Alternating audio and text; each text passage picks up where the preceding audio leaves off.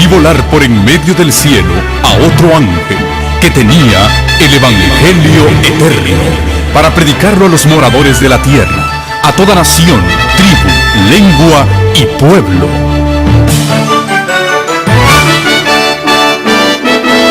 Con ustedes su programa cristiano con temas bíblicos de actualidad. Un programa que trae al mundo la verdad presente. Este es el Evangelio eterno.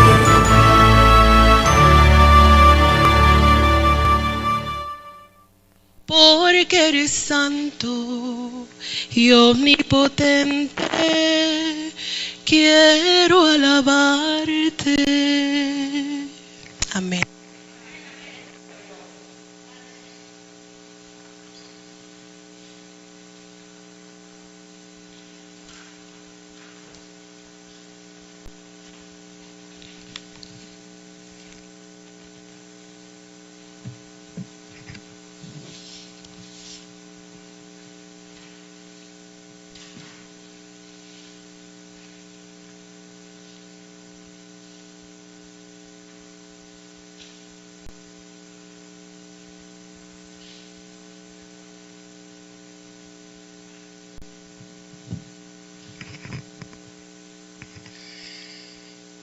Un feliz y bendecido sábado para cada uno de ustedes.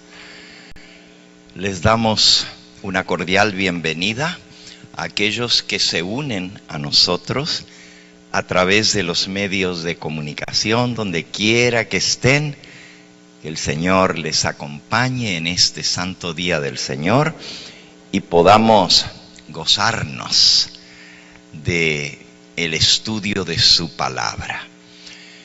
Comenzamos hace 2 semanas atrás una serie que lleva por título El fundamento de nuestra fe está firme. ¿Se acuerdan de nuestro pasaje con que iniciamos esta serie allá en la epístola del apóstol San Pablo a Timoteo? Pueden buscar el versículo conmigo.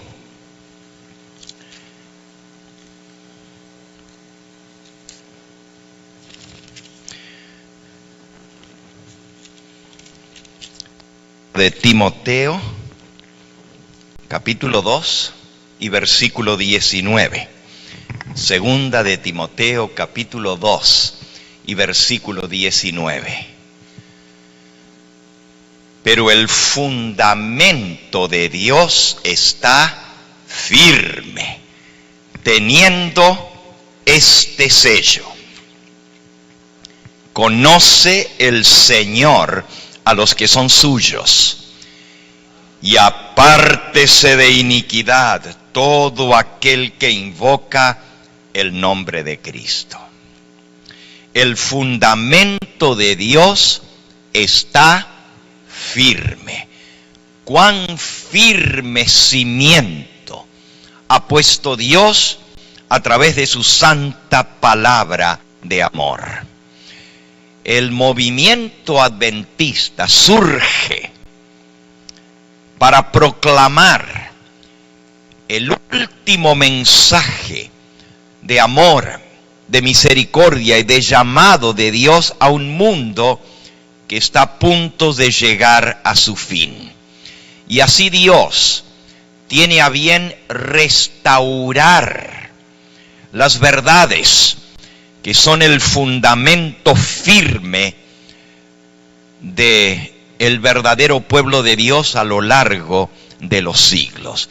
Aprendimos también que para cada época de la historia, Dios ha tenido una verdad presente para esa generación.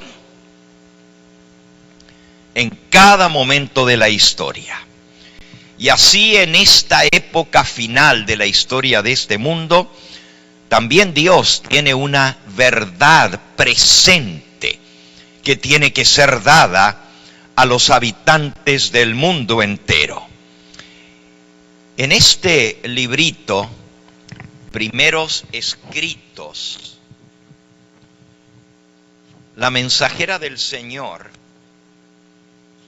tiene lo siguiente que decir con respecto a la verdad presente. Dice así, página 63 de Primeros Escritos. Son muchas las preciosas verdades que contiene la palabra de Dios. ¿Cuántas verdades tiene la palabra de Dios? Muchas. ¿Y cómo son? Preciosas, así dice. Son muchas las preciosas verdades que contiene la palabra de Dios. Pero es la verdad presente lo que el rebaño necesita. He visto el peligro que existe de que los mensajeros se desvíen de los puntos importantes de la verdad presente para espaciarse en temas que, aunque son verdad, no son los temas que el pueblo necesita para esta época. No son temas que unen y unifican al rebaño y santifican el alma. En esto, Satanás aprovechará toda ventaja posible para perjudicar la causa. Así que el enemigo no quiere que se le dé al pueblo, que los mensajeros le demos al pueblo lo que más necesita para esta época.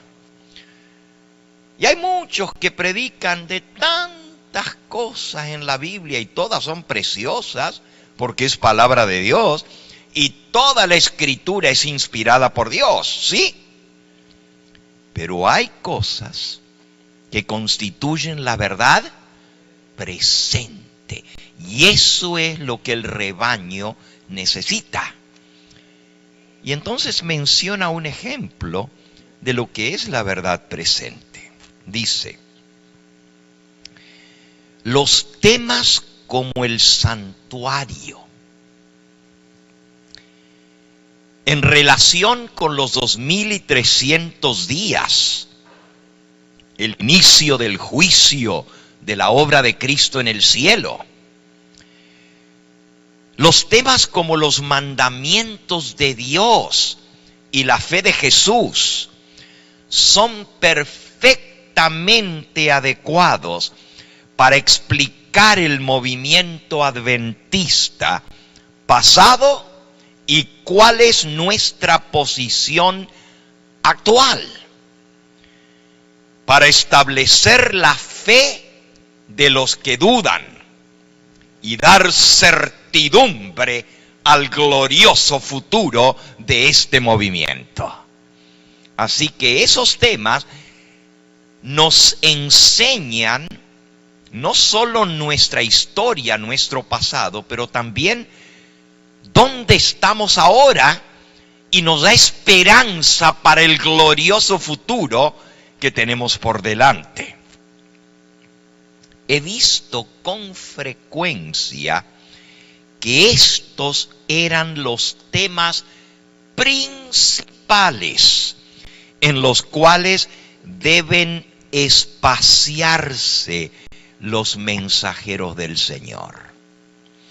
Por eso, al iniciar este nuevo año, comenzamos repasando esos temas que para nosotros son preciosos, caros, especiales, lo que constituye la verdad presente. Y vamos a ir viendo en esta serie cada una de esas cosas que constituyen la verdad presente. El sábado pasado vimos lo que es la purificación del santuario. Cómo el pueblo adventista pasó por un chasco porque no se conocía la verdad del santuario celestial, de la obra que Cristo realiza en el santuario.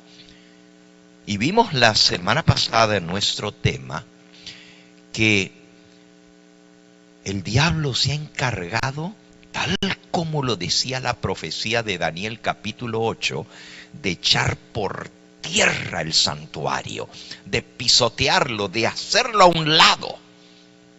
El santuario, el templo de Dios que está en el cielo, es el centro de operaciones para el plan de redención. Allí es donde se efectúa tu redención y la mía. Allí es donde Cristo oficia por nosotros, desde que Él ascendió al cielo. Así como el santuario terrenal, el que Dios mandó a construir a Moisés al pie del monte Sinaí, así como ese santuario, ese tabernáculo, era el centro de el plan de redención para el pueblo de Israel. Allí tenían que venir a confesar sus pecados, allí tenían que venir a ofrecer la ofrenda por el pecado. Allí el sacerdote llevaba la sangre dentro del lugar santo, frente al velo, y allí esparcía la sangre que era la paga por el pecado, porque sin derramamiento de sangre no hay remisión de pecados. Y así el confesante, es decir, el arrepentido que venía al santuario, después que había confesado sus pecados sobre ese animalito inocente que nada había hecho, el corderito, pero ahora sus pecados simbólicamente se pasaban al animalito, y el animalito tenía que ser muerto y su sangre tenía que ser rociada en el santuario. Y el sacerdote recogía la sangre del sacrificio y la llevaba dentro del santuario. Y así salpicaba la sangre diciendo: aquí está la sangre que paga por el pecado. Pero eso era un símbolo, aprendimos la semana pasada, que la sangre de animales no nos puede limpiar el pecado. Era solo un símbolo de la sangre ¿de quién? De Cristo Jesús, el Cordero de Dios que quita los pecados del mundo. Bueno, justamente esa verdad del santuario y de la obra de Cristo en el santuario celestial fue la que abrió la comprensión a una cantidad de otras verdades que habían sido alteradas, que habían sido hechas a un lado, que habían sido pisoteadas desde que entró la apostasía al mundo cristiano. Al principio, la iglesia cristiana, todos entendían que Cristo había ascendido al cielo. Los apóstoles lo habían visto subir al cielo. ¿Y qué estaba haciendo allá? Fue a interceder por nosotros en el santuario celestial. El apóstol Pedro, el día de Pentecostés, es decir, tan solo 10 días después de que Cristo había ascendido al cielo, proclama en ese sermón de Pentecostés ante todo el pueblo reunido: ese Jesús a quienes ustedes mataron y crucificaron, resucitó de los muertos, ha ascendido al cielo y se presenta ahora por nosotros ante el Padre para interceder y ofrecer su sangre por nosotros. Por eso, dijo Pedro, se rasgó el velo del templo de arriba abajo. Ya no hace falta más sacrificios. Ahora Cristo con su sacrificio intercede por nosotros. Pero hermanos, esa verdad que era tan palpable para los apóstoles y para los creyentes en el primer siglo de la era cristiana, con el tiempo fue pisoteada, fue echada a un lado. Y los hombres comenzaron a venir ante seres humanos para pedir que les perdonaran los pecados. Y comenzaron a confiar en un sacrificio que se hacía diariamente para el perdón de los pecados, que se llamaba el sacrificio de la misa. Y en la misa, seres humanos, sacerdotes, ofrecían otra vez el cuerpo de Cristo sobre el altar, diciendo: Cristo está siendo muerto por ustedes en este momento que se parte la hostia. Cristo está siendo sacrificado otra vez por ustedes. Y la gente tenía que venir y comulgar y comer la hostia y confesar sus pecados al sacerdote antes de comulgar, antes de tomar la hostia, para ser perdonados. Y esa verdad de que Cristo estaba ante el Padre intercediendo por nosotros quedó totalmente olvidada junto con el santuario que está en el cielo. Y la gente, en lugar de mirar por la fe a Cristo que perdona los pecados, venía a confesarlos ante un hombre y a participar del sacrificio de la misa para recibir el perdón de los pecados. Ustedes ven cuán importante fue la restauración de esa verdad. Y esa verdad es verdad presente. ¿Por qué? Porque así como el sumo sacerdote entraba una vez al año en el día de expiación, detrás del velo, una vez al año,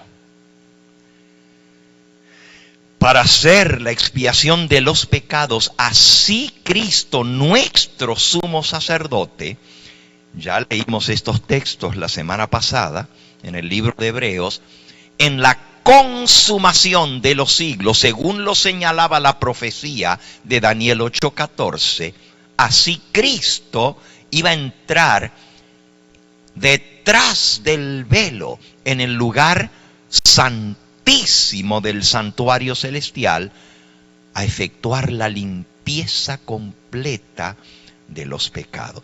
Este fue nuestro tema de la semana pasada. Ahora, ese es el primer pilar de la verdad presente.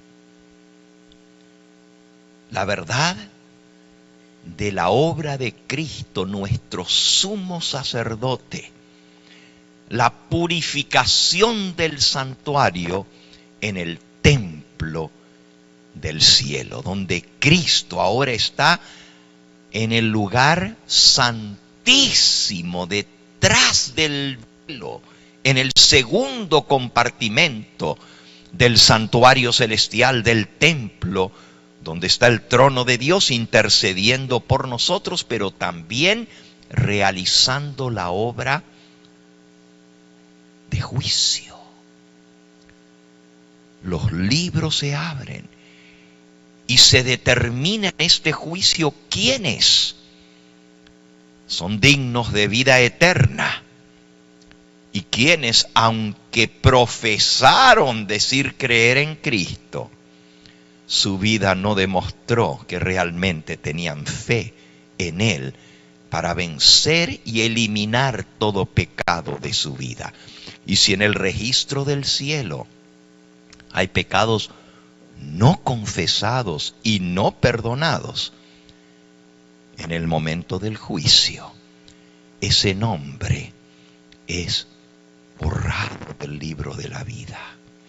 Pero aquellos que se mantuvieron leales a Cristo, viviendo por la fe y confiando en Él hasta el momento final de sus vidas, esas personas son declaradas limpias de todo pecado por la sangre de Cristo Jesús. Y así ese nombre no es borrado del libro de la vida, pero deben haber abandonado el pecado en su vida. El Señor Jesucristo dice estas palabras en Apocalipsis capítulo 3. Apocalipsis capítulo 3 y versículo 5. El que venciere será vestido de vestiduras blancas, y no borraré su nombre del libro de la vida, y confesaré su nombre delante de mi Padre y delante de sus ángeles. Aquí está clarito. El que venciere, no borraré su nombre del libro de la vida, al contrario, será vestido de vestiduras blancas. Y yo confesaré el nombre de Él delante de mi Padre y de los santos ángeles. Es decir, Cristo dice: yo soy su abogado, yo soy el que pagó la deuda. Y la prueba de esto es que Él no solamente creyó en mí, pero abandonó el pecado, venció, así como yo vencí, y por mi poder y mi fuerza, agarrándose de mí, salieron victoriosos del pecado. Recibirán vestiduras blancas, y no borraré su nombre del libro de la vida. Esa es la obra que Jesús está haciendo ahora en el lugar santísimo. Y no solamente eso. Cada individuo que alguna vez profesó creer en Dios, su nombre es traído ante el juicio. Y los registros del cielo demuestran si esa persona realmente esa profesión que hizo, yo creo en Dios, acepto a Cristo, si la vivieron o si solamente fue de labios para afuera. Fíjense, no somos salvos por lo que hacemos, somos salvos por lo que Cristo hizo. Pero nuestros hechos muestran si realmente hemos aceptado a Cristo, si es de verdad y no nomás de palabra. No somos salvos por lo que hacemos, pero somos juzgados por lo que hacemos. Leámoslo. En el Evangelio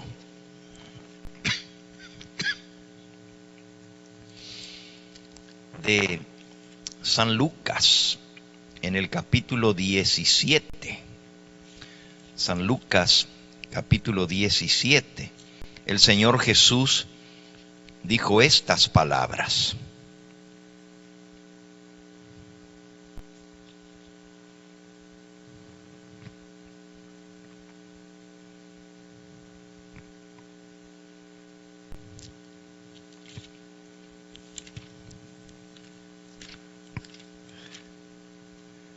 A ver, no lo encontré allí, creo que entonces es...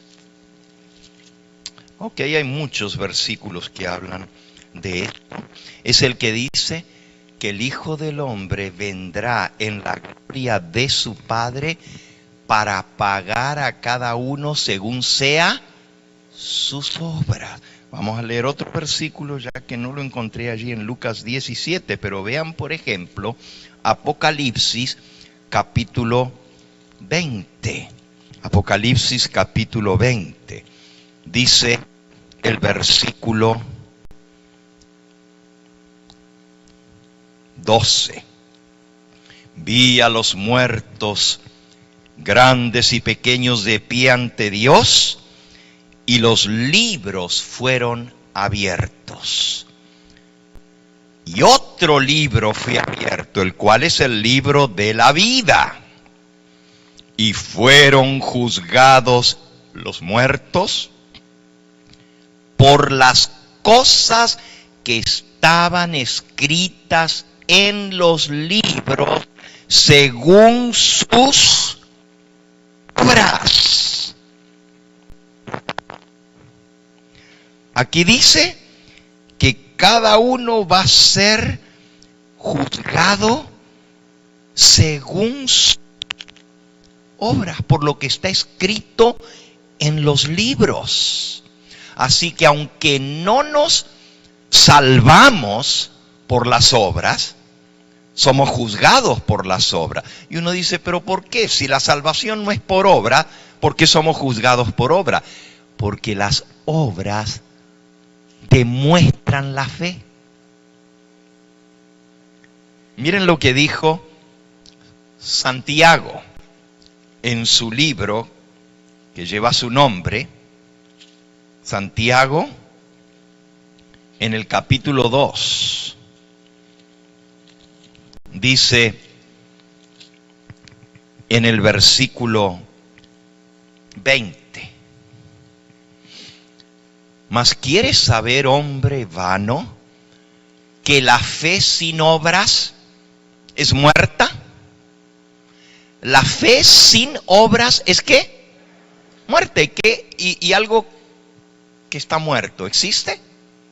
No, no hay fe sin obras. La fe sin obras no existe, está muerta. Sigue diciendo: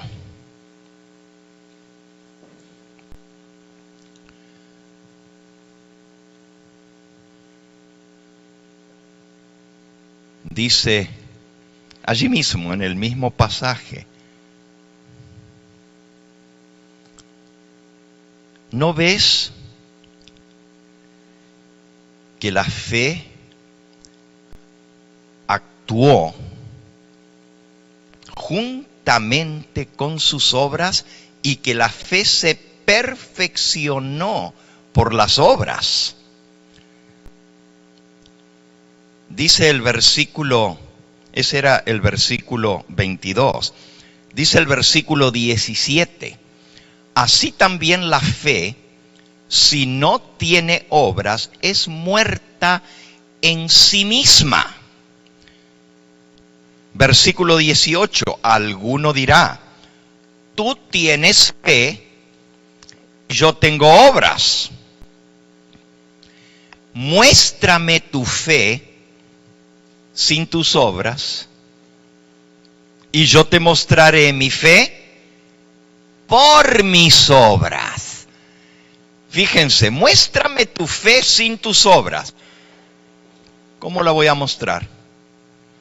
Si yo le digo a alguien, yo tengo fe, yo creo, yo amo a Dios, esas son palabras, pero ¿cómo se lo demuestro?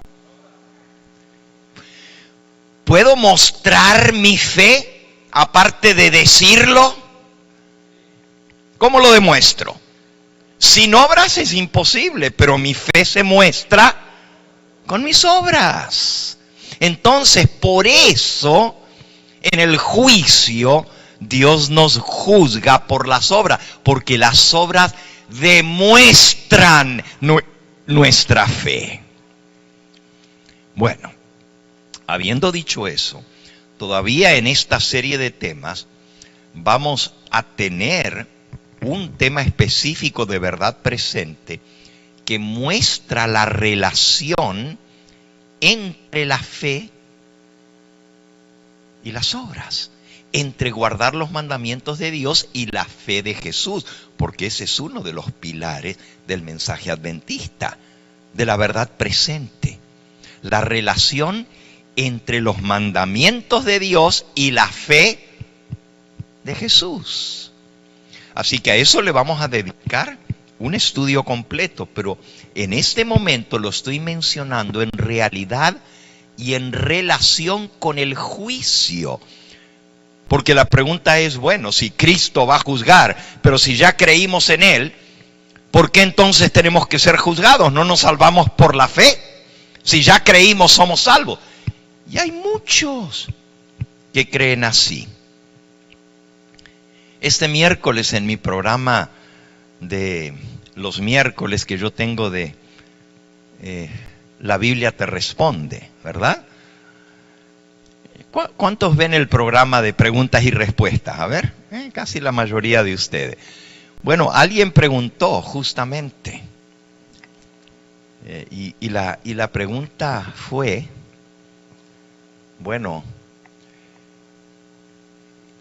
¿cómo es eso de que vamos a hacer, si somos salvos por fe, entonces, ¿para qué son las obras?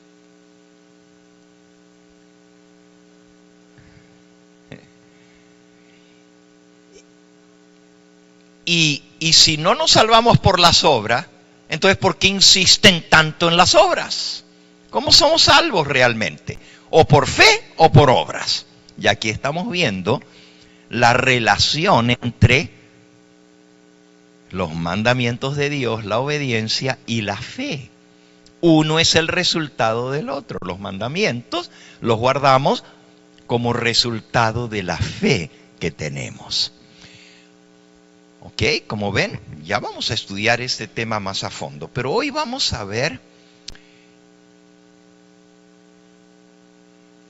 el segundo pilar de la verdad presente.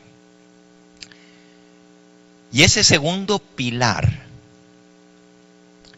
es la comprensión de lo que son los mensajes del primero, segundo y tercer ángel o ángeles. El mensaje de los tres ángeles. Cuando el pueblo adventista comprendió por qué fue que Jesús no había venido ese 22 de octubre de 1844, cuando lo esperaban, pues entendieron la verdad del santuario y eso ayudó para explicar el chasco y para entender lo que Cristo estaba haciendo en el cielo. Pero entonces tienen una obligación de proclamar: la profecía sí se cumplió, tal como el profeta Daniel había dicho, hasta 2300 tardes y mañanas, y el santuario será purificado. Y al comprender lo que era la purificación del santuario, el juicio, pues comprendieron que había llegado el momento en que en el cielo se estaba realizando el juicio. Este tema ya lo habían comprendido cuando se proclamó el mensaje en el mundo entero. La hora del juicio de Dios ha llegado. Y el movimiento adventista estaba consciente de que estaban proclamando la hora, la fecha del juicio de Dios. Esa fue nuestra lectura bíblica en esta hora. Y vamos de vuelta a esta lectura bíblica. Apocalipsis capítulo 14, versículos 6 y 7. Apocalipsis 14, 6 y 7 dice así: y vi volar por en medio del cielo a otro ángel que tenía el evangelio eterno para predicarlo a los moradores de la tierra, a toda nación, tribu, lengua y pueblo. Fíjense que ese ángel que va volando por en medio del cielo, trae el Evangelio eterno. El Evangelio son las buenas nuevas de salvación a través de Cristo Jesús. Pero ese Evangelio eterno se hace una verdad presente desde ese momento en adelante por lo que sigue. No solamente trae un mensaje para proclamarlo a toda nación, tribu, lengua y pueblo. Es decir, Dios quiere que todos los hombres sean salvos, ¿correcto? Él no quiere que ninguno perezca. Por eso el Evangelio tiene que ser predicado a toda nación, tribu, lengua y pueblo. Ya Cristo lo había ordenado antes de ascender al cielo. Les dijo: id y predicad el Evangelio a toda criatura. El que creyere y fuere bautizados será salvo, mas el que no creyere será condenado. O también en Mateo 28, versículo 19, Jesús dijo, Mateo 28, 19, y les dijo: id.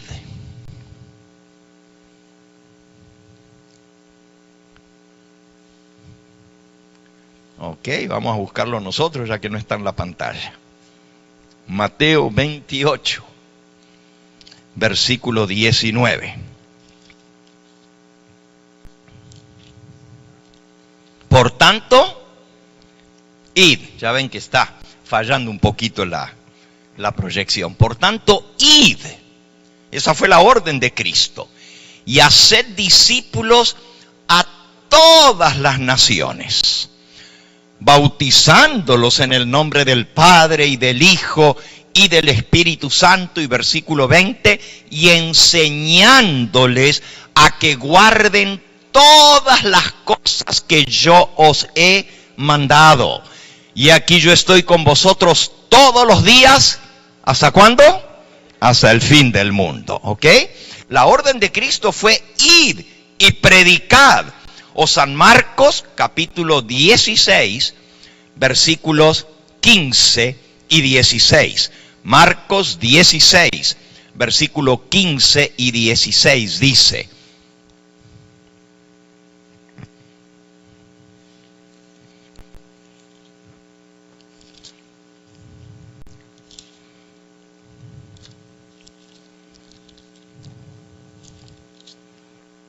y les dijo, Marcos 16, versículo 15 y 16. Y les dijo: id por todo el mundo y predicad el Evangelio a toda criatura. El que creyere, versículo 16, y fuere bautizado será salvo, mas el que no creyere será ¿qué? Condenado. Ok, la orden de Jesús fue ir y predicar ese Evangelio a toda criatura. Pero el que no cree va a ser ¿qué? Condenado. Y el que cree va a ser ¿qué? Salvo. Fíjense que ahí se divide la humanidad entre el que cree y el que no cree. Los que van a ser salvos y los que se van a condenar. Pero ¿qué significa creer? Es tener fe. Pero la fe sin obras es ¿qué? Es muerta. ¿Ven cómo todo está relacionado? Entonces yo no puedo decir yo creo. Ah, ya me predicaron el Evangelio. Sí, yo creo. Pero mi vida no demuestra mi fe en Dios. Porque creer en Él es aceptarle como Señor. Es obedecerle. Es ser su hijo y hacer su voluntad. Eso es lo que es creer. Por eso hay un juicio. Y ahora volviendo a nuestro pasaje, si bien la orden es a toda nación, tribu, lengua y pueblo, prediquen el Evangelio. Y ahí Juan vio a ese ángel, Apocalipsis 14:6, que volaba por en medio del cielo y tenía el evangelio eterno para proclamarlo a todos los moradores de la tierra. Pero usted me dice, pero eso no es verdad presente, eso desde que Cristo ascendió al cielo, Él dio la orden de irlo a predicar. Ah, pero miren el versículo 7. ¿Qué decía ese ángel que traía el evangelio eterno?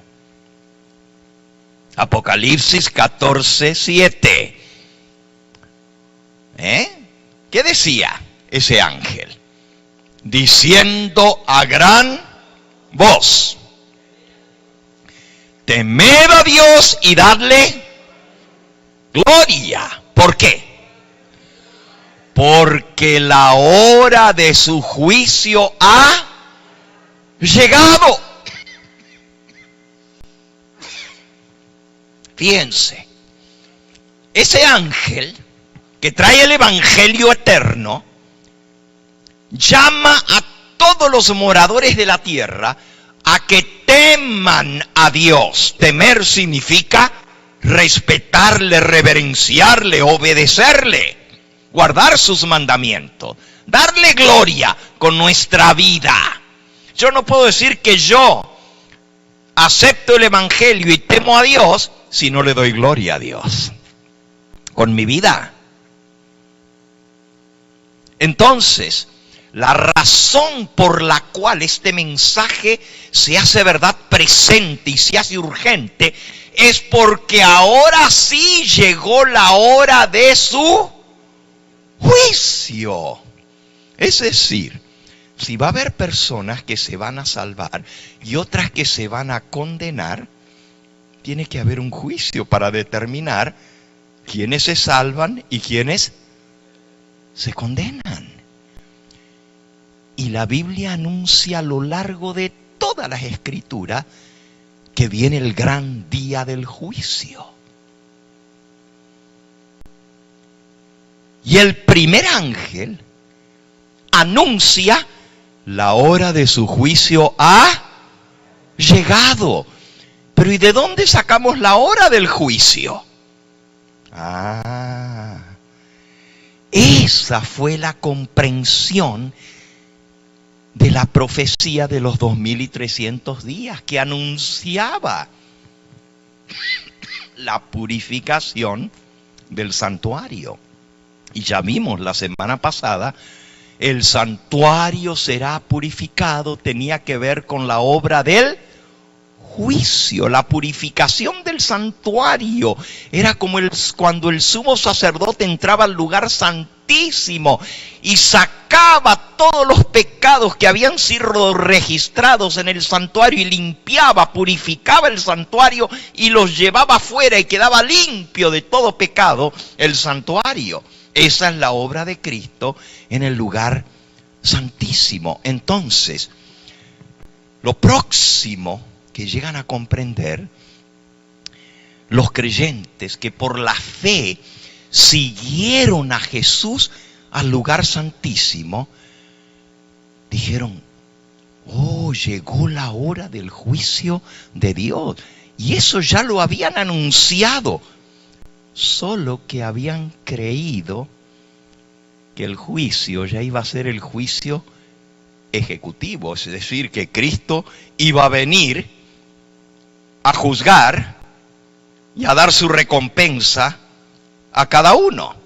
Y por eso cuando anunciaron que el 22 de octubre de 1844 era el día del juicio,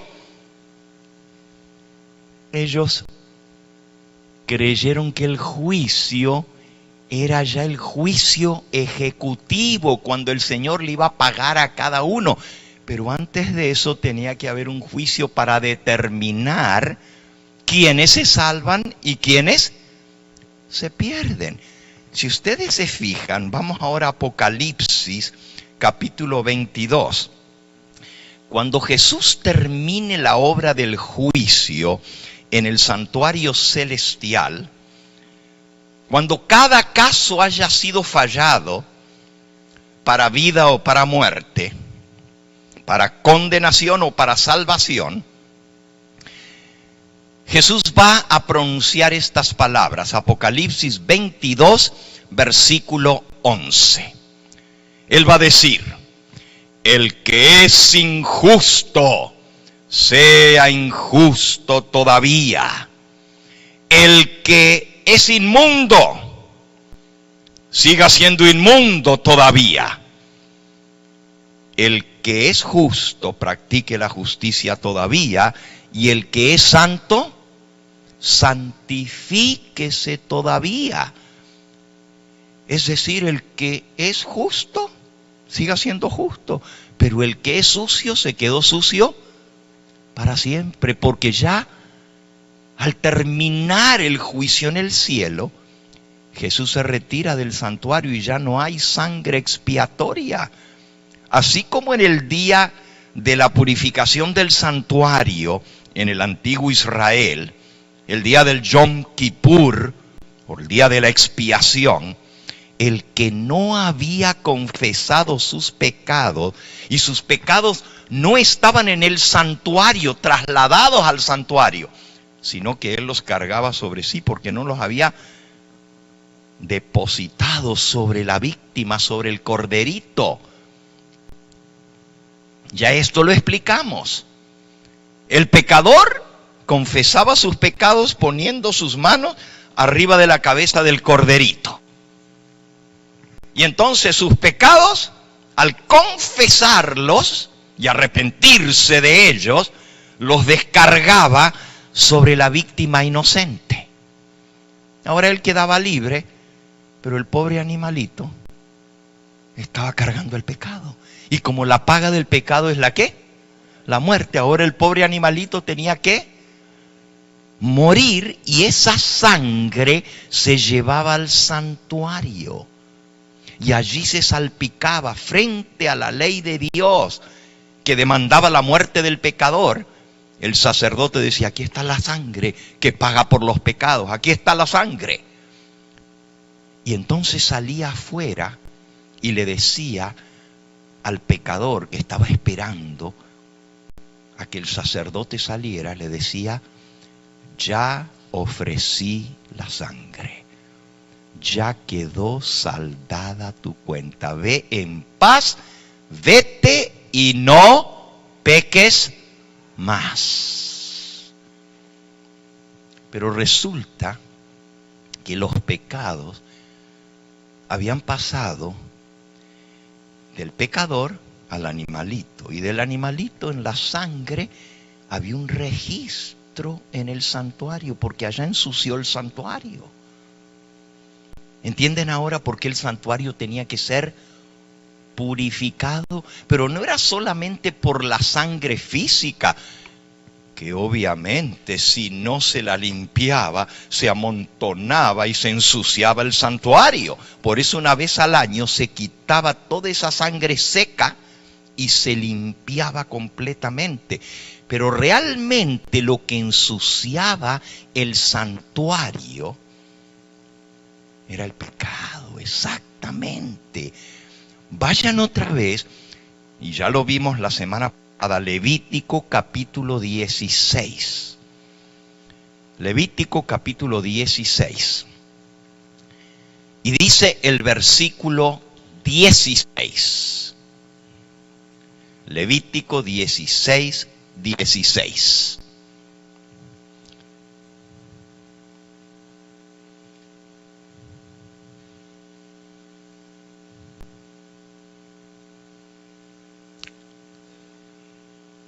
Así purificará el santuario a causa de las impurezas de los hijos de Israel, de sus rebeliones, de todos sus pecados. Así que el santuario tenía que ser purificado porque estaba contaminado con las impurezas de los hijos de Israel. todas sus rebeliones y todos sus pecados. Es decir, todos los pecados que se los habían quitado ellos de encima y los habían depositado sobre el animalito. Ahora el animalito paga, pero la sangre es llevada al santuario. Y ahora había un registro del pecado en el santuario. Allá estaban y todos sabían. ¿Dónde están tus pecados que hiciste? En el santuario. Ya el sacerdote los llevó para allá adentro. Ya no los traigo yo. Pero una vez al año el sumo sacerdote limpiaba, purificaba el santuario. Y esa es la obra que está haciendo Cristo en el santuario celestial. Limpiando, purificando los pecados. En el libro de Hechos de los Apóstoles, en el capítulo 3, Hechos capítulo 3, dice en el versículo 19, Hechos 3:19. Así que arrepentíos y convertíos para que sean borrados vuestros pecados, para que vengan de la presencia del Señor tiempos de refrigerio, y Él envíe a Jesucristo, que os fue antes anunciado, a quien es cierto, de cierto es necesario que el cielo reciba hasta los tiempos de la restauración de todas las cosas, de las cuales habló Dios por boca de sus santos profetas que han sido desde tiempo antiguo. Así que arrepiéntanse y conviértanse. Eso dice el versículo 19. Arrepentíos y convertíos. Todos sabemos lo que es el arrepentimiento. El arrepentimiento es reconocer que hemos pecado y confesar nuestro pecado. Eso es arrepentirse. El que encubre sus pecados no prosperará, mas el que los confiesa y se aparta de ellos alcanzará ¿qué? Misericordia. Pero no solamente dice que hay que convertirse, que hay que arrepentirse. También dice convertíos. ¿Y qué es la conversión? ¿Qué es? El cambio, exactamente. El nuevo nacimiento. La conversión es dejar de hacer lo que estábamos haciendo. Cuando nos convertimos, ya no hacemos lo que estábamos haciendo. ¿Okay? La palabra conversión significa cambio de dirección. Cambio de dirección. Por ejemplo, en el ejército, cuando un batallón está marchando, van marchando hacia un lado. Y la orden es izquierda, izquierda, izquierda, derecha, izquierda, izquierda, izquierda, izquierda, derecha, izquierda. ¡Atención! Conversión a la derecha. ¿Y qué tiene que hacer todo el batallón al mismo tiempo? Cuando le dicen conversión a la derecha. Si es a la derecha, es a este lado. Pone el pie detrás. Conversión a la derecha. Y ahora comienza a marchar hacia el otro lado. Izquierda, izquierda, izquierda, derecha, izquierda. Conversión, o puede ser conversión a la izquierda. Si es conversión a la izquierda, es el pie izquierdo que se pone atrás y se da vuelta para allá también. Pero conversión significa una vuelta de 180 grados. Es decir, si estás yendo para allá, conversión significa estar yendo hacia el lado contrario.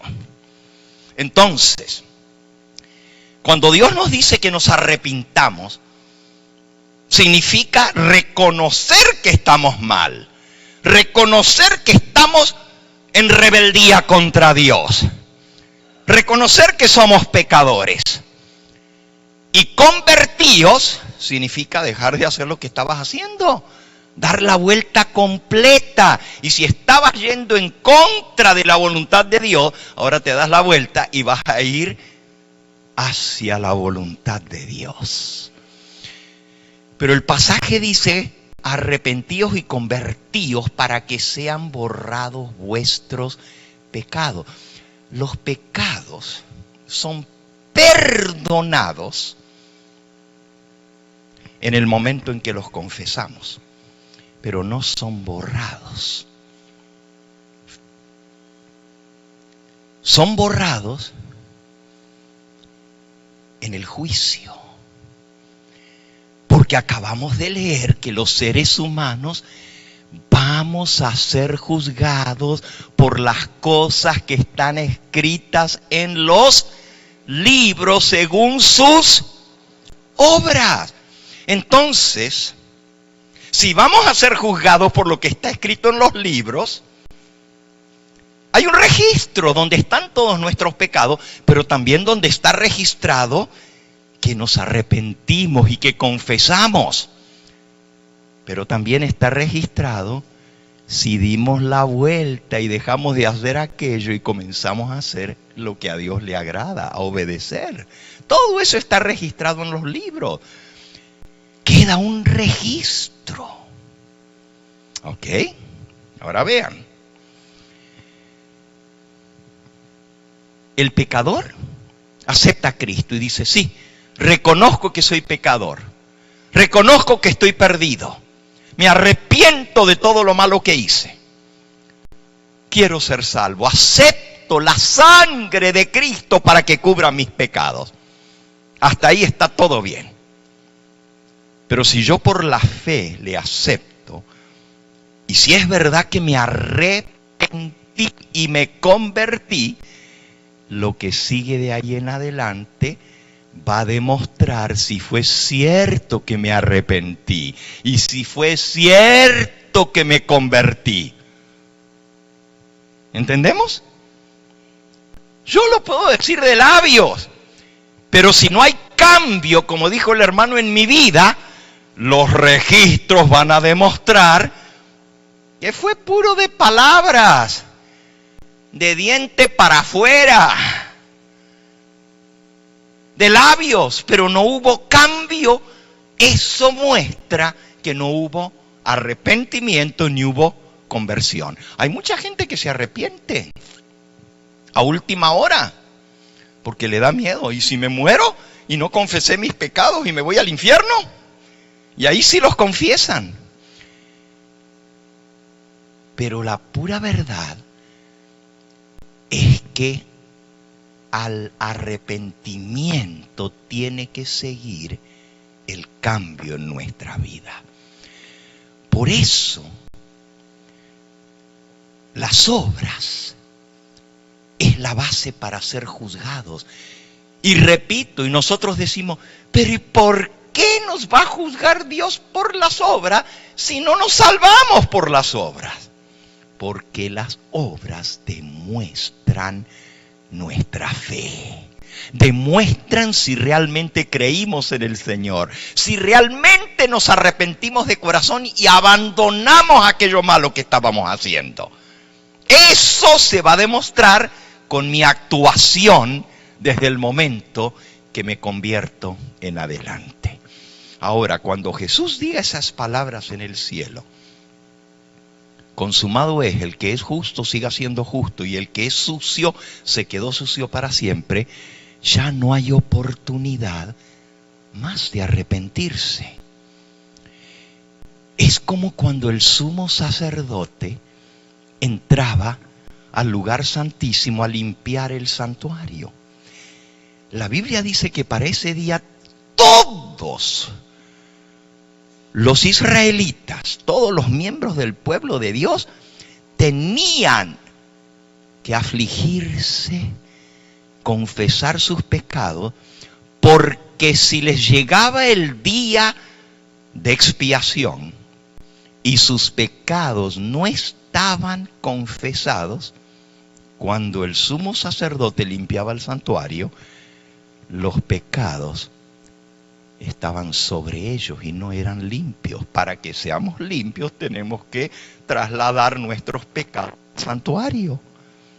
Y cuando se limpia el santuario, quedamos limpios. Ahí es donde se borran nuestros pecados, en el juicio. Ahora vean qué interesante.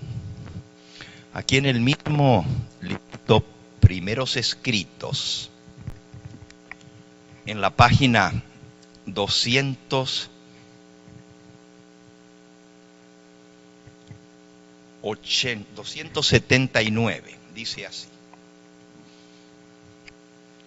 vi ángeles que iban y venían de uno al otro lado del cielo. Subían y bajaban los ángeles. Y vi un ángel con un tintero de escribano en la cintura, que regresó de la tierra y comunicó a Jesús que había cumplido su encargo, quedando sellados y numerados los santos. Esto que Elena de White vio es lo mismo que vio el profeta Ezequiel.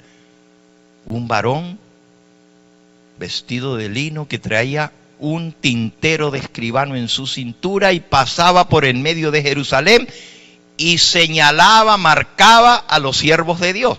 Aquí Elena de White tuvo la misma visión. Sigue diciendo: vi entonces que Jesús, quien había estado oficiando ante el arca de los 10 mandamientos en el lugar santísimo, dejó caer el incensario y, alzando las manos, exclamó: consumado es. Y toda la hueste angélica se quitó sus coronas cuando Jesús hizo esta solemne declaración: el que es injusto, sea injusto todavía, y el que es inmundo, que siga inmundo todavía. El que es justo, practique la justicia todavía, y el que es santo, santifíquese todavía. Qué solemne. Ahora Jesús dice: consumado es, se acabó. El shop se cerró. El negocio, se cerraron las puertas. Y el negocio es la salvación de los seres humanos. Pero llega un día en que Jesús va a decir: ya hice todo lo que pude para salvar a todos los que pude, pero los que no quisieron, pues no quisieron. Ya no puedo hacer nada más. Les di oportunidad tras oportunidad, tras oportunidad, tras oportunidad, y no quisieron. Padre, no hay nadie más a quien salvar. Cerremos el negocio. Consumado es. Y el que es justo, siga siendo justo, y el que es sucio, quédese sucio. Sigue diciendo: todos los casos habían sido fallados para vida o para muerte. Mientras Jesús oficiaba en el lugar santísimo del santuario celestial, había proseguido el juicio de los justos muertos primero. Primero son juzgados los muertos y luego el de los justos vivientes. Cristo, habiendo hecho expiación por su pueblo en el día de expiación, y habiendo borrado sus pecados, ¿cuándo? En el día de expiación se borraban los pecados. en el juicio, había recibido ahora su reino. ¿Cómo recibe Jesús su reino? Con todos los que quedaron escritos en los libros, porque todos los demás fueron borrados del libro. Pero los que están en el libro son los que son los súbditos del reino de Cristo. Estos son los que van a vivir conmigo para siempre y van a ser ciudadanos del reino celestial. Estos son los que van a heredar el reino de los cielos. Ahora Cristo recibe su reino. Estaba completo el número de los súbditos del reino y consumado el matrimonio del Cordero. El reino y el poderío fueron dados a Jesús y a los herederos de la salvación. Y Jesús iba a reinar ahora como Rey de Reyes y Señor de Señores. Al salir Jesús del lugar santísimo, oí el tintineo de las campanillas de su túnica. Una tenebrosa nube cubrió entonces a los habitantes de la tierra. Ya no había mediador entre el hombre culpable y un Dios ofendido. Mientras Jesús estuvo interpuesto entre Dios y el pecador, la gente tuvo un freno. Pero cuando Jesús dejó de estar entre el hombre y el Padre, desapareció ese freno. Y Satanás tuvo completo dominio sobre los finalmente impenitentes. Era imposible que fuesen derramadas las plagas finales mientras Jesús oficiase en el santuario.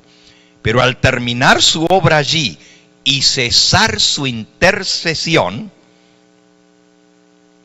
nada detiene ya la ira de Dios que cae furiosamente sobre la desamparada cabeza del culpable pecador que descuidó la salvación y aborreció las reprensiones.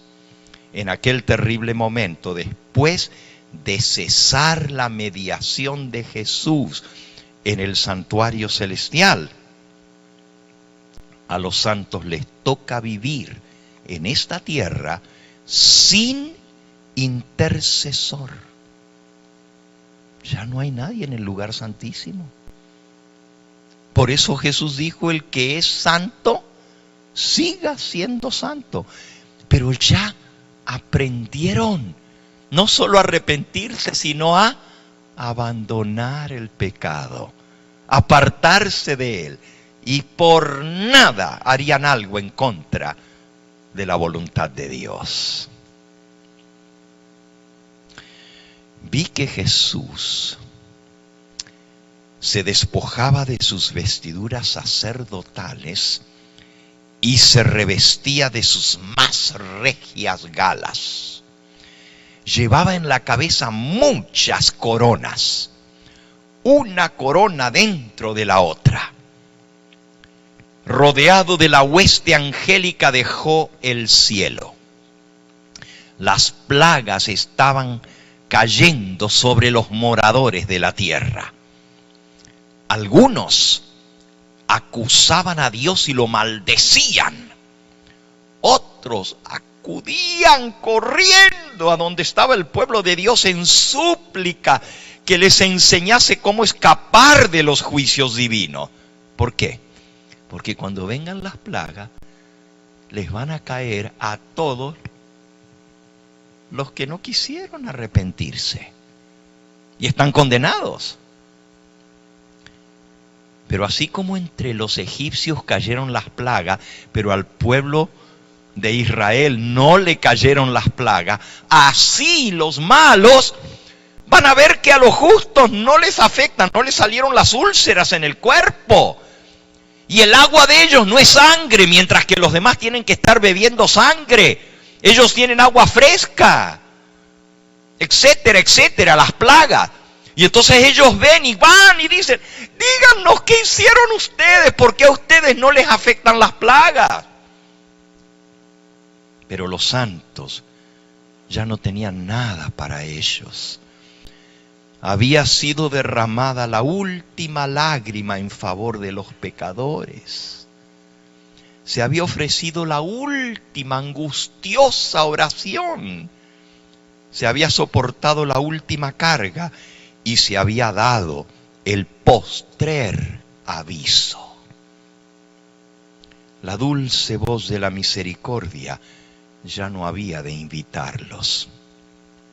Cuando los santos y el cielo entero se interesaban por la salvación de los pecadores, estos no habían tenido interés por sí mismos. Se les ofreció escoger entre la vida y la muerte. Muchos querían la vida, pero no se esforzaron por obtenerla. No escogieron la vida.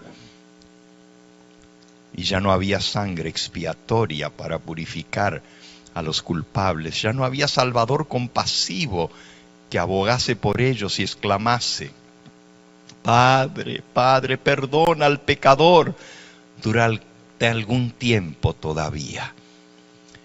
Todo el cielo se había unido a Jesús al oír las terribles palabras: hecho está, consumado es. El plan de salvación estaba cumplido. Se cerró el negocio. Pero muy pocos habían querido aceptar el plan de salvación. Y al callar la dulce voz de la misericordia, el miedo y el horror invadieron a los malvados. Con terrible claridad oyeron las palabras: demasiado tarde. Too late, demasiado tarde. Quienes habían menospreciado la palabra de Dios corrían azorados de un lado a otro, errantes de mar a mar, del norte al oriente, buscando quien les predicara la palabra de Dios. Dijo el ángel: no la hallarán. Hay hambre en la tierra, no hambre de pan ni sed de agua, sino de oír las palabras del Señor. Que no dieran por oír una palabra de aprobación de parte de Dios: te perdono. Pero no, han de seguir hambrientos y sedientos. Día tras día descuidaron la salvación, estimando en más las riquezas y placeres de esta tierra que los tesoros y alicientes del cielo. Rechazaron a Jesús, menospreciaron a su pueblo. Los sucios permanecerán sucios para siempre. Todo lo que nosotros estamos haciendo para predicar el Evangelio es para que las almas acepten al Señor. Todavía hay oportunidad, todavía Jesús está en el lugar santísimo. Todavía hay sangre expiatoria. Pero muchos no quieren oír, la mayoría no quieren. Y hay otros que escuchan y dicen: no, déjame cambiar este canal. Este hombre está hablando muy fuerte, me asusta. Pues ojalá te asustaras, porque lo que estamos viendo es lo que va a realmente suceder. Pero todavía tienes oportunidad de salvación. Pero tienes que querer, tienes que escoger la vida. Muchos de los impíos se enfurecieron grandemente al sufrir los efectos de las plagas. Ofrecían un espectáculo de terrible agonía, daban lástima. Los padres recriminaban amargamente a sus hijos y los hijos acusaban a sus padres. Los hermanos a sus hermanas y las hermanas a sus hermanos. Por todas partes se oían llantos y gritos desgarradores como estos: tú me impidiste recibir la verdad que me hubiera salvado de esta terrible hora. Tú tienes la culpa que yo no me salvé. La gente se volvía contra sus ministros con acerbo odio y los reconvenía diciendo: ¿por qué no nos dijeron del juicio? ¿Por qué no nos advirtieron? No nos dijiste que el mundo iba a ser juzgado. Clamasteis paz, seguridad, tranquilos, todo está bien, para disipar nuestros temores. Nada nos enseñasteis acerca de esta hora, y a los que nos precavían contra ella los tildabais de fanáticos, de malignos, que querían arruinarnos. Pero vi que los ministros que no predicaron la verdad eran 10 veces, dice, no se libraron de la ira de Dios. Sus sufrimientos eran 10 veces mayores que lo de los miembros de sus iglesias que se perdieron. Yo no quiero estar en los huaraches, en los zapatos de ninguno de esos ministros que por no haber enseñado la verdad, no se preocupen, eso de los judíos, eso del sábado, no le hagan caso. Esos los quieren desviar a ustedes de la verdad. Pero hay una ley por la cual vamos a ser juzgados. Y esta ley dice, acuérdate del día de sábado para santificarlo. No le hagan caso, eso ya fue abolido. ¡Qué responsabilidad! Cristo dijo que el que enseña a los hombres a despreciar los mandamientos de Dios será despreciado del reino de los cielos. Pero el que los enseña y los guarda, este será llamado grande en el reino de los cielos. ¿Cómo podemos estar tan engañados los seres humanos y decir, no se preocupen de los mandamientos de Dios, que eso no cuenta? Cuando las palabras de Jesús son, no penséis que he venido a abrogar la ley o los profetas. No he venido a abrogar, sino ¿a qué? A cumplir. Y de cierto os digo que mientras duren el cielo y la tierra, ni una jota, ni una tilde de la ley perecerá. Y si Jesús dijo esto, ¿cómo líderes religiosos pueden decirle a su pueblo, a la gente, a las ovejas que siguen a donde el pastor las guía? Guías ciegos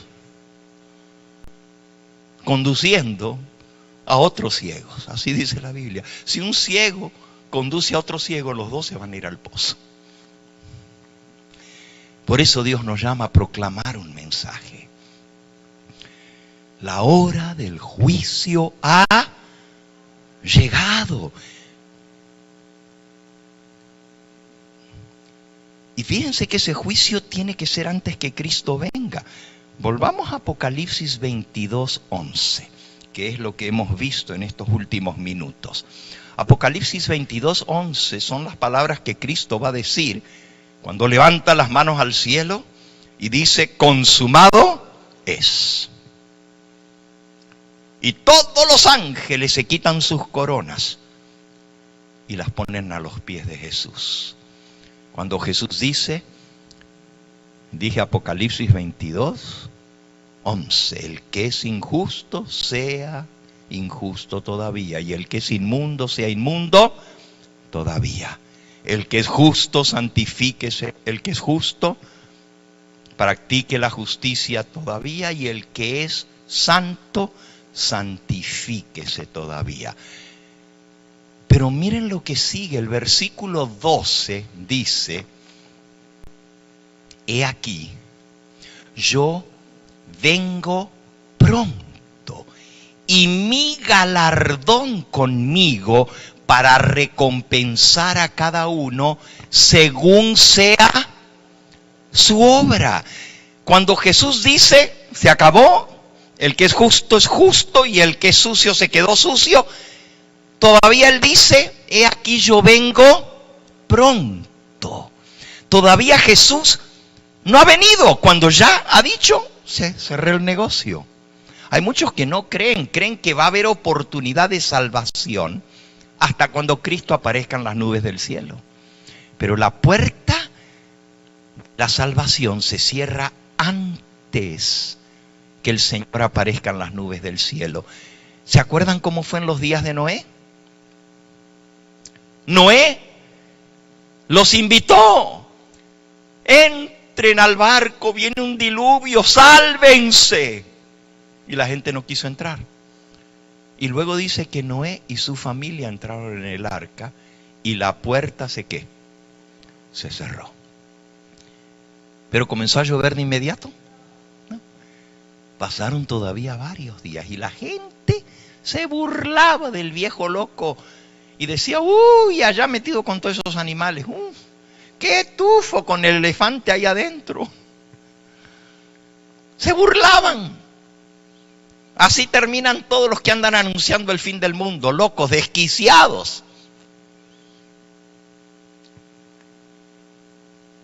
Pero la puerta ya estaba cerrada. Les pregunto, si alguno, ya después que se cerró la puerta, hubiera querido entrar, ¿podía entrar? Lo mismo va a pasar cuando Jesús salga del santuario celestial. Lo que acabamos de leer. Ya cuando las plagas comiencen a caer es demasiado tarde. Ya no hay oportunidad porque la puerta está cerrada, la puerta de salvación. Por eso debemos decidirnos por el Señor ahora, cuando Él nos da la oportunidad, no despreciar la oportunidad que Él nos da. Entonces el primer ángel anuncia la hora del juicio de Dios. Vayamos de vuelta a Apocalipsis 14, versículo 7. Dice que ese primer ángel clamaba a gran voz: temed a Dios y dadle gloria, porque la hora de su juicio ha llegado. ¿Y qué más dice? Y adorad a aquel que hizo el cielo, la tierra, el mar y las fuentes de las aguas. ¿Se dan cuenta ustedes que eso que dice el primer ángel está repitiendo lo que dice el cuarto mandamiento de la ley de Dios? Porque el cuarto mandamiento dice que Dios hizo en 6 días el cielo, la tierra y el mar y todo lo que en ellos hay. Y descansó el 7º día. Entonces, la adoración tiene que ver con adorar al Creador que hizo el cielo, la tierra y el mar. Por eso el mensaje del primer ángel incluye la verdad del Santo Sábado.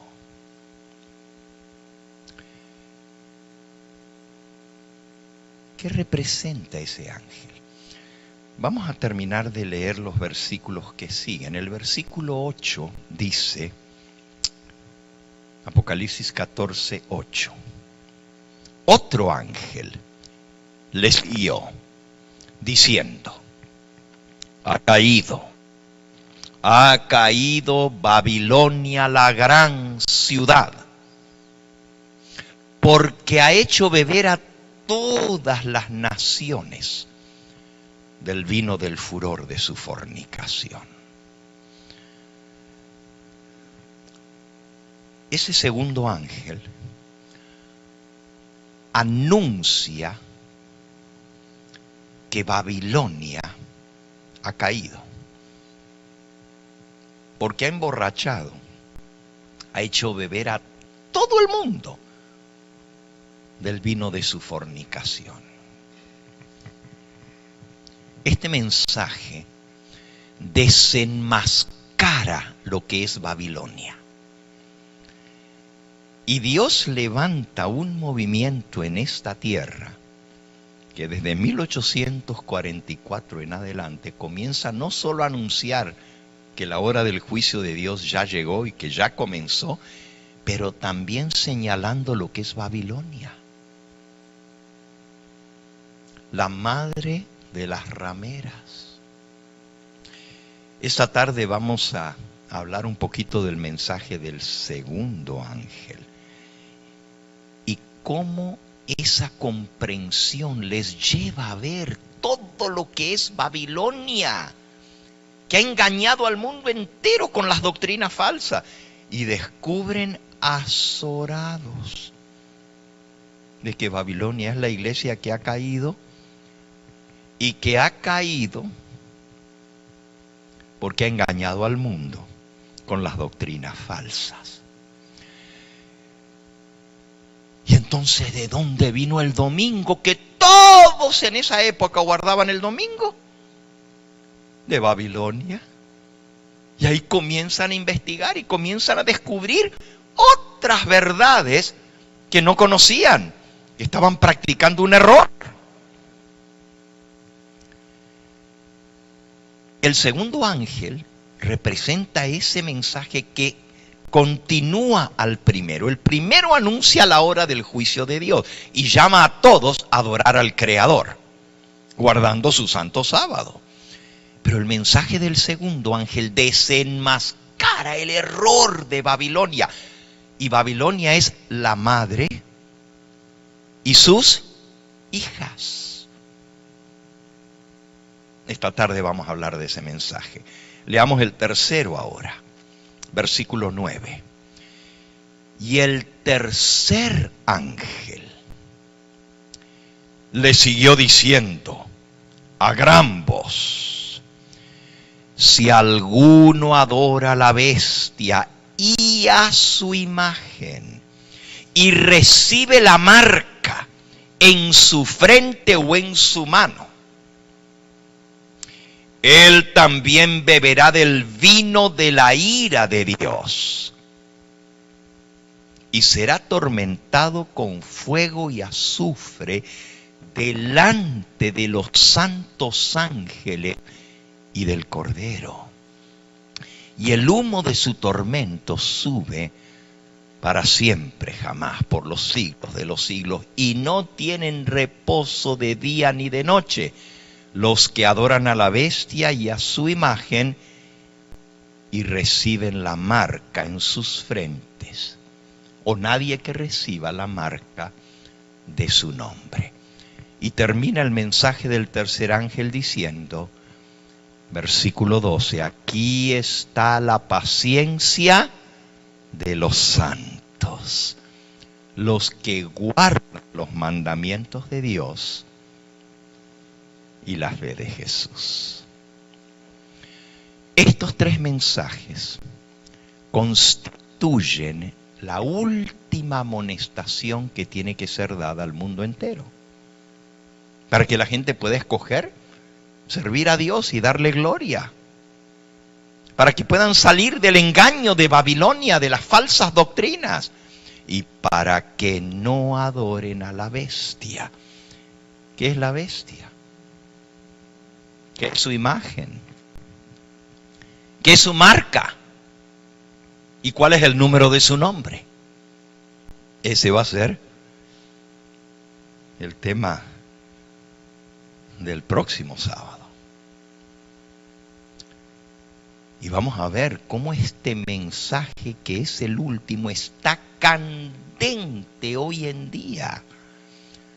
Porque la marca de la bestia tiene que ver con el falso día de descanso, impuesto por ley. Por ley. Yo siempre me preguntaba, bueno, si la ley dominical va a ser impuesta en el mundo entero, según lo que dice Apocalipsis capítulo 13, que hacía que todos los moradores de la tierra se les pusiese una marca y que no pudieran comprar ni vender si no tuvieran la marca o el número de su nombre.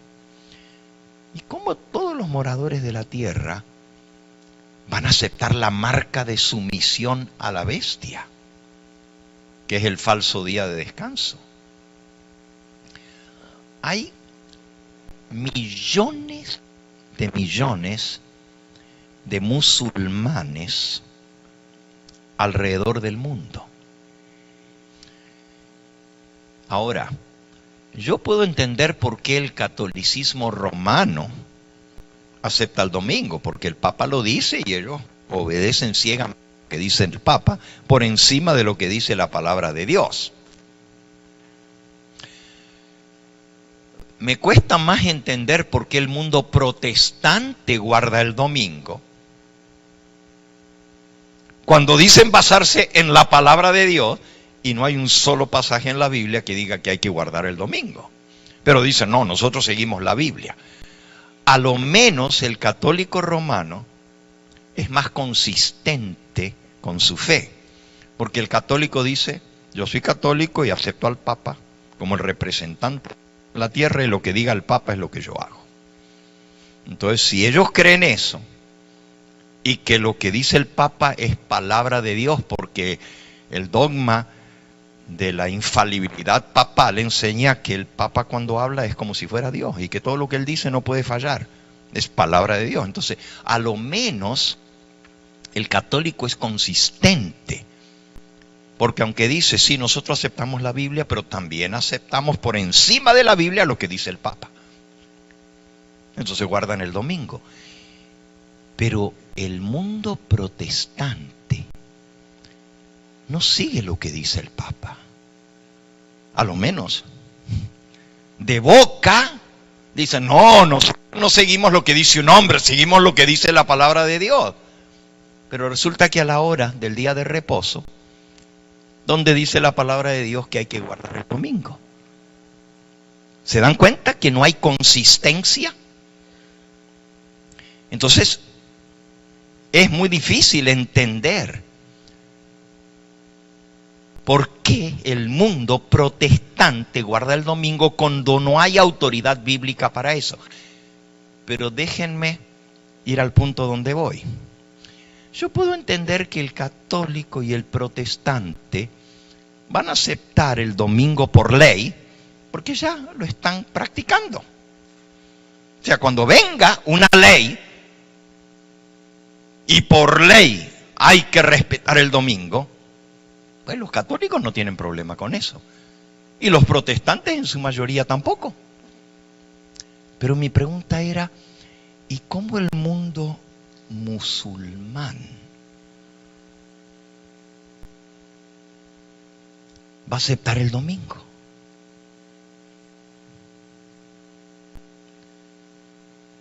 ¿Y cómo el mundo judío? Ahora, los judíos no son muchos. Se calcula que hay más o menos, en Israel hay 8 millones de judíos y en el resto del mundo hay alrededor de 20 millones de judíos. Pero ellos no guardan el domingo, el día de ellos es el sábado.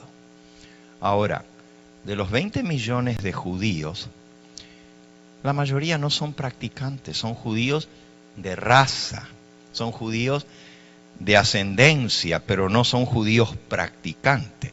Pero los que practican el judaísmo, pues supuestamente guardan el sábado estrictamente. Y uno siempre se preguntaba, bueno, ¿y cómo Israel, una nación judía, va a aceptar el domingo? Pues ya pasó, hermanos. Ya Israel pasó una ley dominical. De esto vamos a hablar al hablar del mensaje del tercer ángel.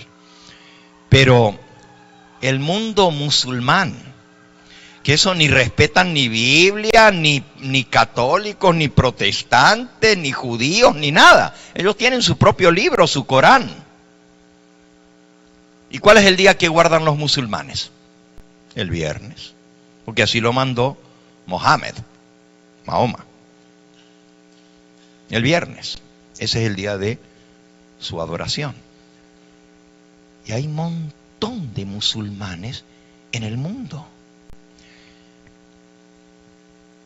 Es interesante porque en el mundo musulmán tienen 2 días que no trabajan. El viernes no trabajan y el sábado tampoco. Cuando un adventista vive en un país musulmán, no tiene problemas para guardar el sábado, porque los sábados no trabajan. viernes y sábado. Aquí nosotros vivimos en el mundo occidental que respeta el sábado y el domingo. Y algunos de nosotros podemos tener problema el viernes, porque como nosotros guardamos el sábado de puesta del sol del viernes a puesta del sol del sábado, y algunos que trabajan, pues les obligan o les tratan de obligar a trabajar los viernes después de la puesta del sol, porque el viernes es un día laboral. Entonces hay problemas.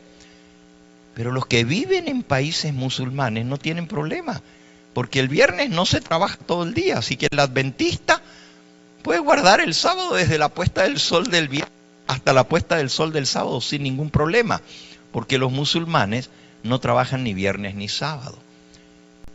Pero ¿y cómo van a aceptar una ley dominical?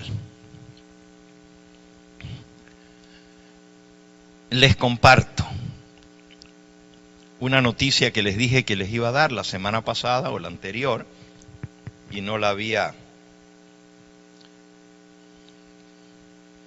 podido compartir todavía con ustedes.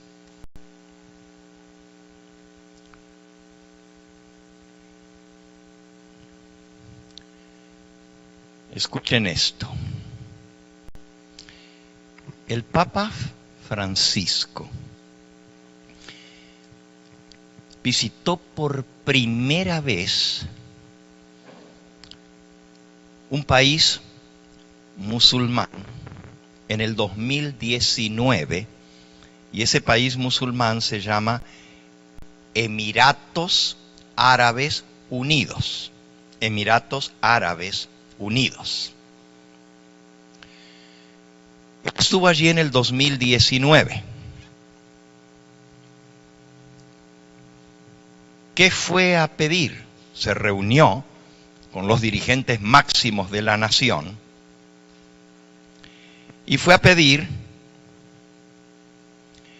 que tuvieran en consideración el casi 1 millón de no musulmanes que viven en Emiratos Árabes Unidos. Más o menos 1 millón de habitantes de esa nación no son árabes, son católicos y otras minorías más pequeñitas de otras religiones cristianas, pero no católicos. El 13% de la población en Emiratos Árabes Unidos, y son 7 naciones que se unieron para formar Emiratos Árabes Unidos, son 7 naciones. Así como Estados Unidos son 50 estados, pero la Unión Europea une varias naciones, así Emiratos Árabes Unidos une 7 regiones o 7 naciones. Pero resulta que acaban de aprobar la ley el 8 de diciembre del 2021. La nación de los Emiratos Árabes Unidos anunció el 8 de diciembre algunos grandes cambios para la fuerza trabajadora de la nación. Esta nación del Golfo Pérsico está transicionando a una semana de trabajo de 4 días y medio. Primera nación en el mundo que da 2 días y medio de descanso. Todo el resto del mundo dan 2 días. Y en algunos países nomás 1 día. Pero en el mundo occidental son sábado y domingo. Pero Emiratos Árabes Unidos acaba de anunciar que están pasando a una semana de 4 días y medio de trabajo. El fin de semana un poco más largo, que hasta ese momento consistía en viernes y sábado. ha sido cambiada. Desde el 1 de enero del 2022, la nación ha declarado como descanso el sábado y el domingo, agregando la mitad del viernes para que hagan las oraciones y vayan a las mezquitas. Ahora, los musulmanes, su día es el viernes, pero ahorita quitaron la mitad del viernes, nomás dejaron la mitad, y le agregaron al fin de semana 2 días y medio, o sea, medio día más. Viernes mediodía, sábado todo el día y domingo todo el día. ¿Por qué este cambio? Es la primera nación árabe formalizar y legislar un fin de semana más largo, con menos horas de trabajo durante la semana.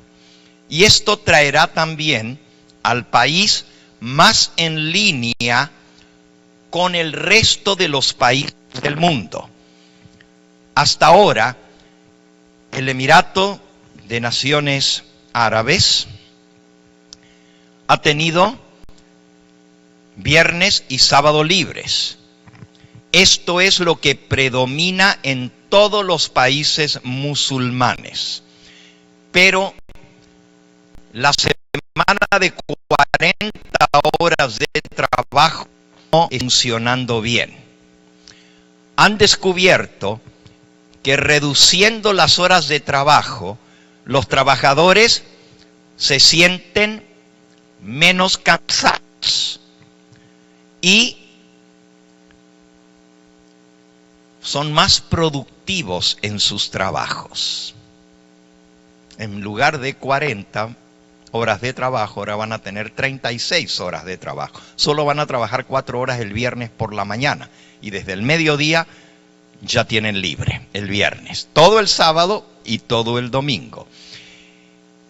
Este nuevo schedule de trabajo anunció el gobierno de los Emiratos Árabes Unidos. Quiere traer a que sus habitantes se sientan mejor y produzcan más. Por cierto, este país es el tercer país más rico en ganancia per cápita del planeta Tierra. Tienen un nivel de vida más alto que los Estados Unidos. Mucho dinero. Toda la gente, allá no hay nadie pidiendo dinero, no hay nadie homeless. Allí no tienen esos problemas. La razón principal parece ser económica. Para poder seguir compitiendo en el mercado mundial, el gobierno árabe anunció que van a dar el domingo libre para que estén en concordancia con el resto del mundo comercial que cierra los domingos. Esto entra en efecto el 1 de enero. Desde el 1 de enero del 2022 se trabajará de lunes a jueves, 8 horas cada día. Y los viernes solamente trabajarán 4 horas. Desde las 12 del mediodía tienen libres para ir a hacer sus oraciones en las mezquitas. Esto se aplica para todas las oficinas gubernamentales, para las escuelas, para los bancos, para los negocios y también para los manufacturers, o sea, para las fábricas. Es decir, es una ley que se aplica a todos. Los empleadores privados Se les dará un tiempo para que se ajusten y luego será mandatorio todos. ¿Mandatorio qué? El domingo. Porque esto es lo que le están agregando. El domingo. Tenían viernes y sábado, ahora le dan mediodía del viernes, sábado y domingo. Aquí siguen las noticias. No la voy a leer completa. Pero una cosa yo me preguntaba, y aquí en las noticias viene la foto del Papa con el califa de Emiratos Unidos, que vendría a ser como el presidente de la nación, y ahí viene la foto cuando ellos se reunieron, y ahora dice la agencia de noticias de que dio buen resultado la visita del Papa Francisco a Emiratos Unidos, porque ahora los católicos podrán tener su domingo libre y no tener que trabajar el domingo. Este es el primer país árabe que adopta esta ley dominical. Nosotros pensamos a veces cuánto tiempo va a durar para que esto suceda, para que venga una ley dominical. Y las trabas más grandes eran los países musulmanes. Pero si el tercer país más rico del mundo está adoptando el domingo como día de descanso por ley, los demás países árabes seguirán el mismo camino. ¿Cuál es la razón? Ponerse en concordato con el resto de los países para hacer negocio. ¿De qué les sirve a ellos tener abierto el domingo si no pueden negociar con el resto del mundo porque está todo cerrado? Los bancos y todo lo demás. No pueden hacer nada. Entonces, el domingo, dice la noticia, era día perdido en negocio. ¿Por qué? Porque no podían hacer negocios a nivel mundial. Ellos venden petróleo y venden todo un montón de otras cosas. Pero no les convenía porque ese día era un día perdido, por así decirlo. Pero ahora van a tener 4 horas del viernes para negociar, sobre todo las bolsas de valores. Porque esos países dependen mucho de la venta de los productos en bruto, de la venta del petróleo y de otras cosas. Y si pierden un día de negocio, pierden mucho negocio. Entonces ahora comienzan con, vamos a ver cómo funciona. Si les funciona mediodía el viernes, lo van a dejar así. Pero por ahora el domingo está cerrado. Menciono esta noticia, hermanos, como un ejemplo de que el mensaje del tercer ángel está muy vigente todavía. Y cada vez se está acercando más al cumplimiento final de una ley dominical a nivel mundial. Al ver la importancia de este mensaje final, nos debe llevar a nosotros a tomar decisiones de trabajar cuando todavía hay oportunidad de salvación. Porque muy pronto terminará esa oportunidad de salvación.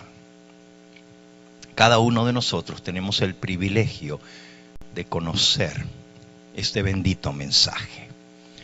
Y Dios nos llama no solamente a creerlo y a vivirlo, sino también a compartirlo. Aprovechemos cada oportunidad que Dios nos da para compartir con los demás. Invítenlos a escuchar el canal de televisión. Muchas personas están abriendo los ojos, porque la fe viene por el oír, y el oír por la palabra de Dios. Entonces, ¿cómo van a invocar el nombre de Cristo para ser salvos? Dice Romanos capítulo 10, si no han oído de ese nombre. ¿Y cómo oirán si no hay quien les predique? Por eso es tan importante que aumentemos la proclamación de este mensaje para poder llegar a toda nación, tribu, lengua y pueblo.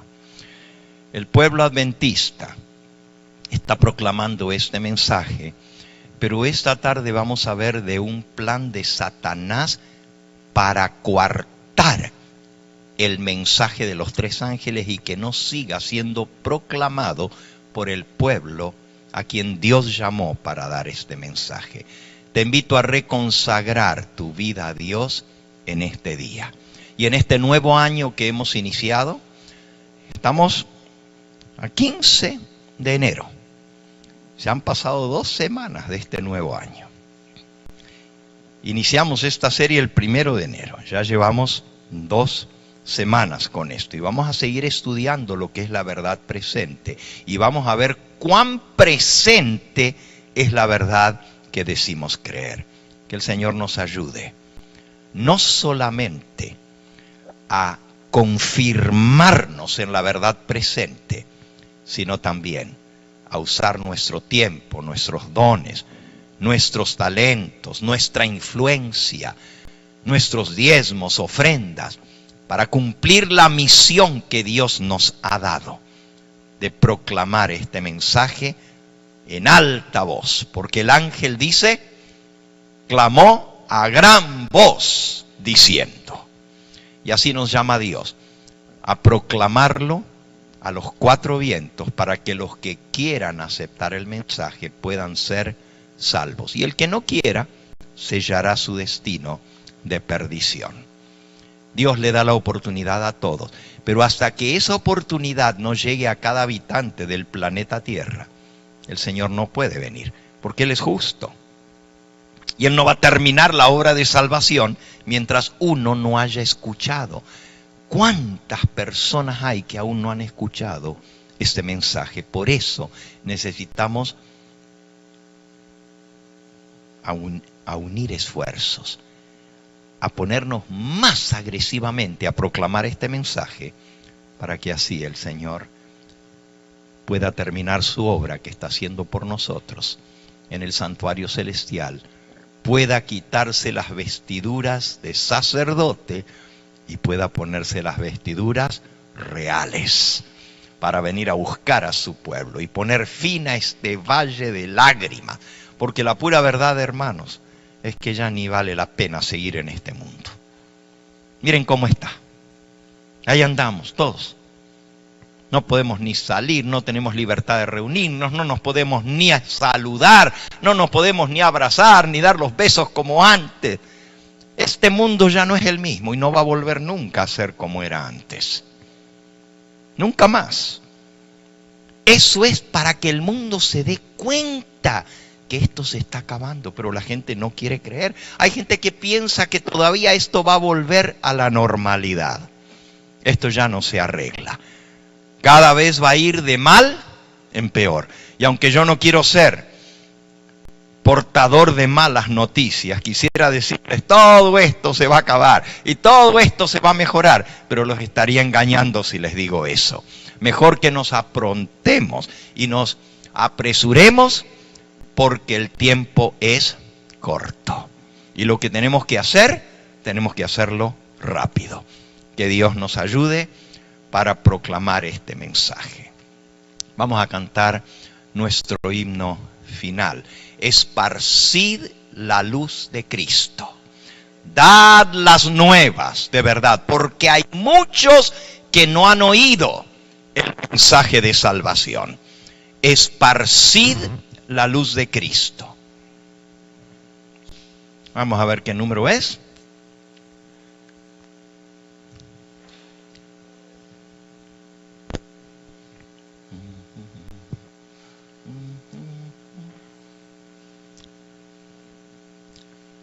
¿No aparece? ¿162? 562. O 562. Muy bien. 562. Perdón que no les dejé saber el himno de antemano. La próxima se los voy a tener listos. No problem.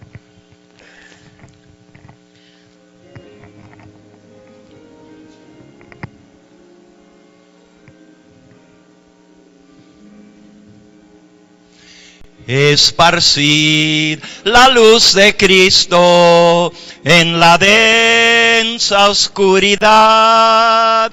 Alumbrad a quien no ha visto más que el mundo de maldad. Esparcid la luz de Cristo, dad las nuevas de la cruz, pues hay muchos que no han visto todavía al buen Jesús. Alumbradles el sendero de la eterna salvación, y que acepten del Cordero la promesa de expiación. Esparcid la luz de Cristo, dad las nuevas de la cruz, pues hay muchos que no han visto todavía al buen Jesús. Como un barco zozobrante en las ondas de la mar, nuestro mundo tambaleante va muy pronto a naufragar. Esparcid la luz de Cristo, dad las nuevas de la cruz, pues hay muchos que no han visto todavía al buen Jesús.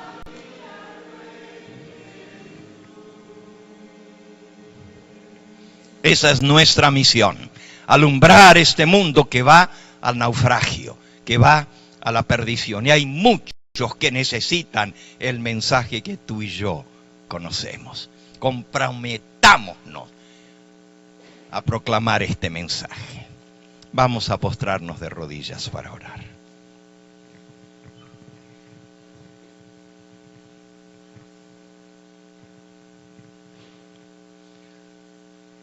Padre Santo y Dios nuestro, te damos gracias por ser parte de este movimiento mundial que anuncia a toda nación, tribu, lengua y pueblo que ha llegado la hora del juicio de Dios.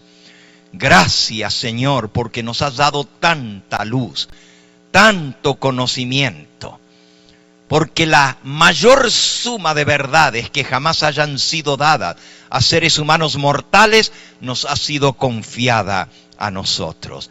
Ayúdanos a ser leales, a proclamar este mensaje. Ayúdanos, Señor, no solo a vivirlo, sino a compartirlo con los demás. Y que la luz de Cristo, esa luz de salvación, de que hay un día de expiación que se está llevando a cabo en el cielo, pueda llegar a todos los habitantes del planeta Tierra, y que nosotros seamos parte de esa proclamación final. Danos tu bendición al despedirnos de este lugar, y tráenos nuevamente por la tarde a seguir considerando la importancia de este solemne mensaje, el mensaje de los tres ángeles. Danos tu bendición y tu paz. Te lo pedimos en el nombre precioso de Cristo Jesús. Amén, Señor. Amén.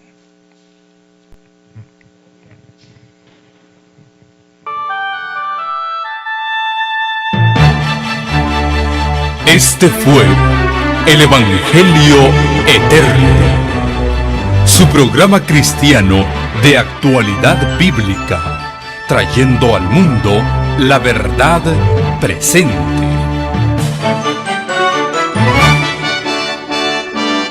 Y vi volar por en medio del cielo a otro ángel que tenía el Evangelio Eterno, para predicarlo a los moradores de la tierra, a toda nación, tribu, lengua y pueblo.